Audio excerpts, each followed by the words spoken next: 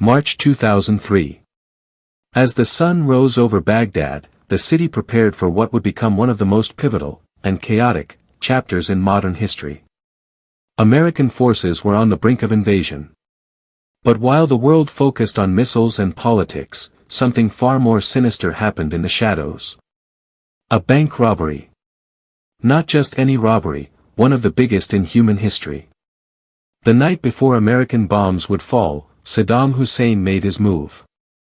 The Iraqi dictator, ruling for over 2 decades with an iron grip, knew his time was almost up. But he wasn't planning to go empty-handed. Under the cover of darkness, Saddam scribbled a short handwritten note. It was a simple order, but with a price tag unlike anything the world had ever seen. Withdraw $920 million from the Central Bank of Iraq and deliver it to my son, Qusay. At dawn, a convoy of trucks pulled up to the central bank in Baghdad. Guards stood by, uncertain, as Saddam's trusted son, Qusay Hussein, stepped out, carrying the sealed note signed by his father. There were no gunfights. No alarms. No forced entries. This wasn't a robbery in the traditional sense, it was an inside job, backed by the power of a crumbling regime. For the next 5 straight hours, workers and loyal guards loaded $900 million in US $100 bills, and another $100 million in euros, into trucks. Stacked and bundled. No records. No receipts. Just cash. And then, they were gone. No chase. No resistance.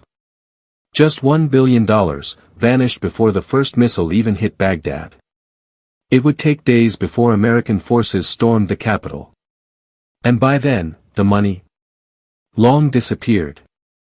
After Baghdad fell, U.S. troops and investigators stumbled upon traces of the heist.